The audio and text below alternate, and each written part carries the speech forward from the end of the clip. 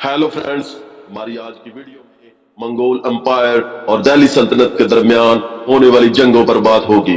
नाजरीन, फिर इन जंगों में कौन फातेह रहा और किसे हुई शिकस्त, ये सब कुछ भी इसी वीडियो में बताया जाएगा।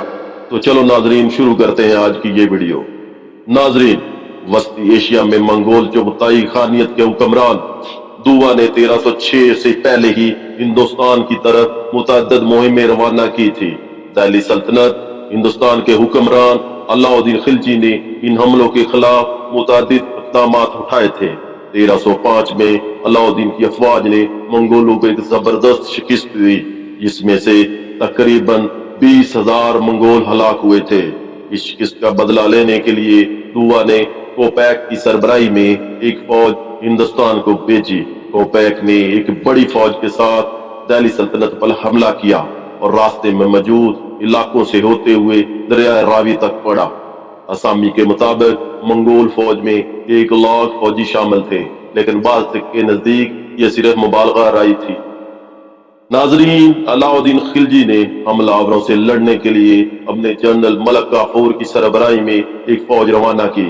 इसने अपने फौजियों से 1 साल की तनख्वाह बोनस के तौर पर देने का वादा किया, लेकिन किस शर्त पर? इस शर्त पर कि अगर वो मंगोलों को शिकस्त देने में कामयाब हो जाते हैं। मलक काफूर के ज़ैली तंजीमी कमांडर में मलक तुगलक, जो हरावल दस्ते की रहनुमाई कर रहा था, शाहनाह बारगा दीपालपुर का हाकिम और मलक आलम शामिल थे। नाजरीन, दिल्ली की फौज तेजी से पेशकदमी करती हुई खतरे से 2-4 खित्ते में पहुंची और तुगलक के हरावल दस्ते ने मंगोल फौजों को देखा। तुगलक ने मलक काफूर को मंगोल फौजों के महल्ले वकू से आगाह किया और फौरन बाद में दिल्ली की फौज मैदान जंग को रवाना हो गई। खुसरो बयान करते हैं कि ये जंग दरियाए रावी के किनारे लड़ी गई, लेकिन इसका सही मकाम नहीं बताया गया है।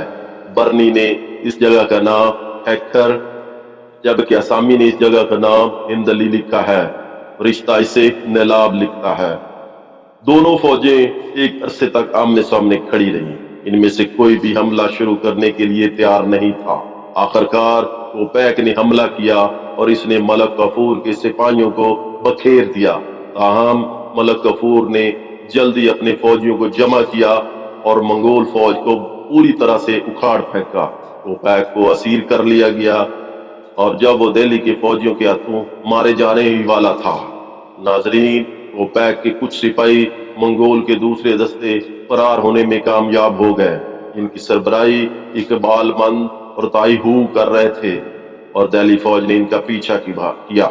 नाजरीन, इकबाल मंद और ताईहू मौजूदा दौर के राजस्थान में जनूब की तरफ नागौर की तरफ निकल गए। दिल्ली फौज ने, जिसने मलक काफूर और मलक तुगलक की सरबराही में इन पर अचानक हमला किया। कोपैक की शिकस्त के बारे में सुनकर दरिया सिंध के पार इकबाल मंद और ताईबू फरार हो गए। दिल्ली की फौज ने इनका ताक़ुब किया और बड़ी तादाद में मंगोलों को हलाक और कैदी बना लिया।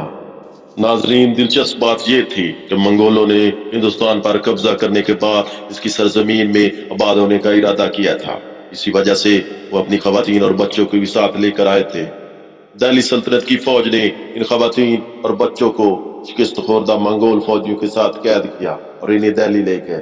इनके कमांडर कोपैक समेत हजारों मंगोल फौजियों को हलाक कर दिया गया। फारसी मौर्रख वासफ के मुताबिक मुर्दा मंगोलों की तादाद 60,000 से ज्यादा थी।